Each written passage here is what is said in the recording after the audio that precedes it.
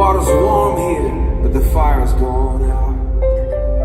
I've played it safe for so long, the passion left. Turns out, safe is just another word for regret. So I step to the edge and I take a deep breath. We're all trying to live, but we're all so scared to death.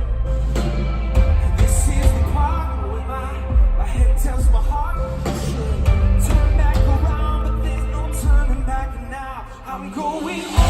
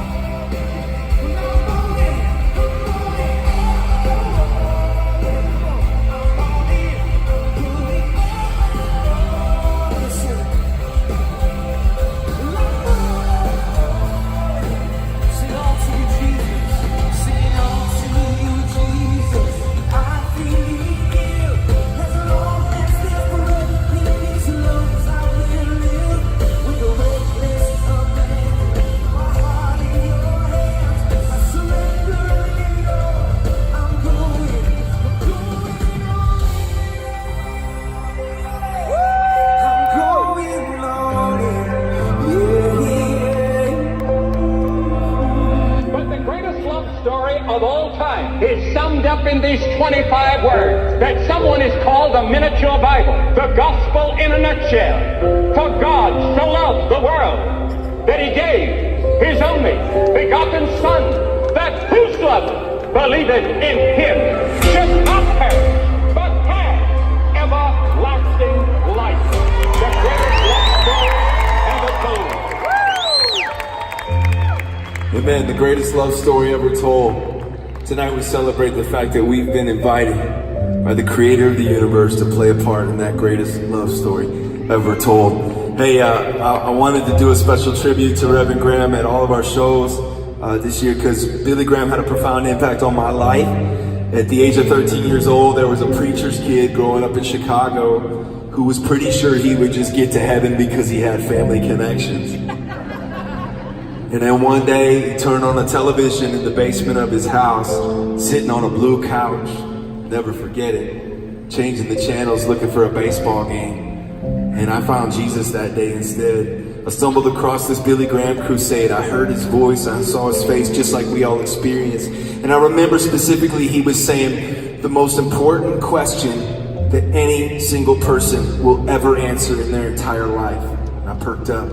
He said, the most important question you'll ever answer is this: what will you do with Jesus? And I'd heard that before, and normally when I saw a preacher on TV, I would change the channel. But that day I could not change the channel. Why?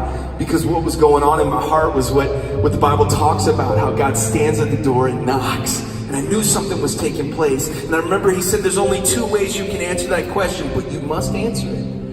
You can say no to Jesus, reject his gift of forgiveness and mercy, try to write your own story, stay guilty, stay ashamed, stay forever gone. Or you can say yes to Jesus, allow him to change your life and begin a new chapter of your story. What he was saying is you could go all in. You can acknowledge that you're not perfect, but that he is, and that he loves you. You can let him change your life. I'll never forget, my mom was doing laundry. She walked by, she had a laundry basket in her hands, and she sat down, she looked at the TV, she looked at me, and she knew something was going on. And I'll never forget, she said, do you want to pray? I said, yeah. And right then and there, sitting on a blue couch, with my mom and Billy Graham in the background, I prayed a simple prayer. I said, Jesus, I need you.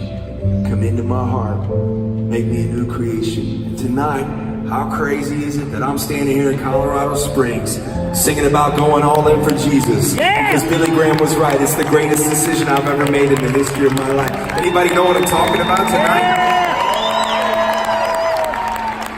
Many years later, I got to sit at Billy Graham's kitchen table, and we got to have root beer together. And I got to tell him how he impacted my life, and he encouraged me to keep going. He encouraged me to keep going and giving audiences everywhere I go the same chance that he gave me. That's why we're about to end our time together at the Roadshow in the same way that Billy Graham ended his crusades. I'm sure thankful that when he was done preaching, he didn't say what a lot of rock stars do at the end of their concert. Thank you, good night. No, he preached, he spoke the truth, and then he said, now, what are you going to do about it? And he gave me, a 13-year-old kid, a chance to make the most important decision of my life. Tonight, I want to give you that same chance. We just